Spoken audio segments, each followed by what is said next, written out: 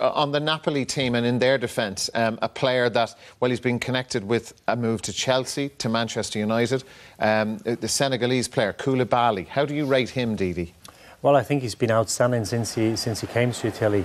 He's a very powerful, quick player, very good on the ball. We see him here, beat Salah for pace. Very good in the air. He's a man mountain.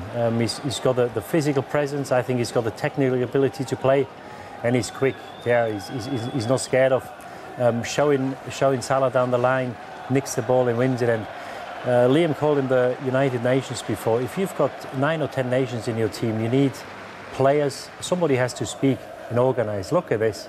Takes it down the wing, and then he's going to take Van Dijk out on top of the whole move. He's in the right place very often. As I said, quick, commanding, very good in the air. And he's to Napoli what Van Dijk is to Liverpool. I think he not only performs on the pitch ever so well, he also makes other players play better. And he's a huge influence for the Napoli's defence, or for the whole team for that matter. And this is why he's so important to them. And we probably see, well, 2 of the best centre-backs, if not the 2 best centre-backs playing tonight. Well, you'd put him right up with Van Dijk, would you? I think so. Because when he came to Napoli, Napoli had a good team, but I think he took Napoli to the next level. They had a chance to win the league last year, which nobody did for the last 5 or 6 years in Italy. I think they lost 1-0 to Juventus at home a few games before the end of the season. You know, in these players, they just galvanise teams because they've always been a team that's been thereabouts. But with him, I genuinely feel they're title contenders. I don't expect them to win the Champions League, but if they were to go through tonight, I think it's a team you probably want to avoid.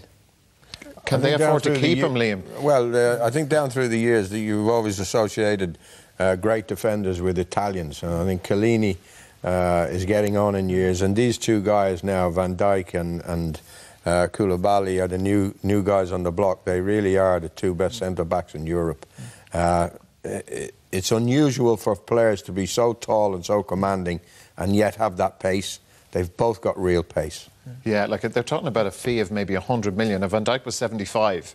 So, and if Napoli go out of the Champions League tonight, they may need some money to boost the books. Well, plus as well, it's just Van Dijk has set the bar, hasn't he? So his price bracket now. So if any team that wants to come in and improve the back four, and someone like Koulibaly has been so instrumental to Napoli, teams are going to have to pay over the odds for them because Liverpool have shown what a centre-back can do to improve your team and how important it is. So someone like Manchester United, who are screaming out for one at the moment, he would be a perfect fit to solve their problems. But Napoli understand they're not going to want to sell him because they are, like Didi said, they're getting closer, and because Juventus have had a monopoly for such a long time on this area, Napoli are being chipping away at that, and if they lose players like that, that's only going to falter.